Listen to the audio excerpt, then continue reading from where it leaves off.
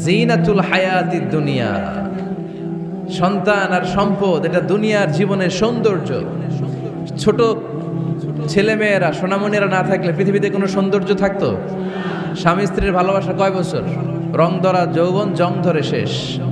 1-2 বছর পরে আর আগের ওই মাতলামিটা থাকে না, ওই ভালোবাসাটা থাকে না। এরপরে ভালোবাসাটা হয় ছেলে মেয়েদের কারণে, ঠিক কিনা? ঘরে গেলে আব্বু আব্বু ডাকে, আম্মা আম্মু ডাকে, ছোটাছুটি করে, দৌড়াদৌড়ি করে, কান্নাকাটি করে, রাগ করে বসে থাকে, রাগ ভাঙাতে হয়, এটাই মজা, ঠিক কিনা?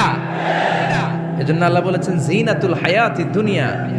ছেলে মেয়েরা, সন্তান সন্ততি হচ্ছে দুনিয়ার জীবনের সম্পদ, দুনিয়ার জীবনের সৌন্দর্য।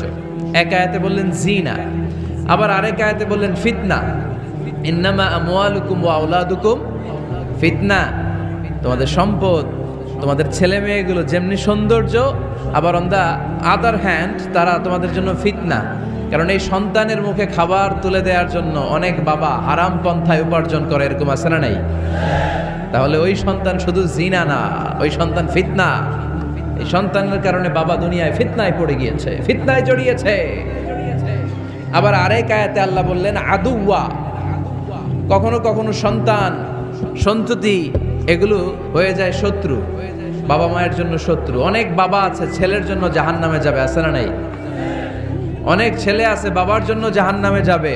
কিয়ামতের দিন বাবা ছেলেরে পরিচয় দিবে না, ছেলে বাবারে পরিচয় দিবে না, একে অপরের শত্রু হয়ে যাবে, ঠিক কিনা? কারণ দিনটা বড্ড ভয়ঙ্কর, কেউ কাউরে চিনবে না। সেদিন হবে 50,000 বছরের সমান একটা দিন। সবার মুখে একটাই চিৎকার, ইয়া নাফসি ইয়া নাফসি।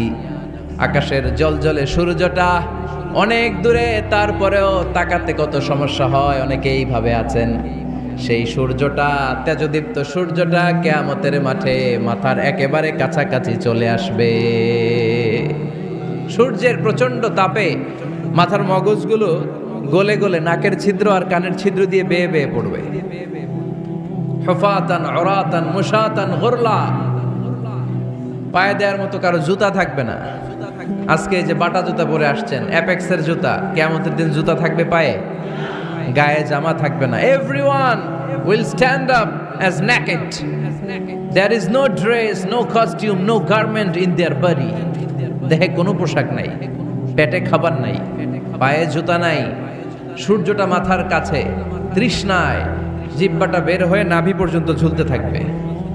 সবাই বলবে আল্লাহ আমারে বাঁচাও, আমারে বাঁচাও। ওই দিন বাবা ছেলেরে চিনবে না, ছেলে বাবারে চিনবে না।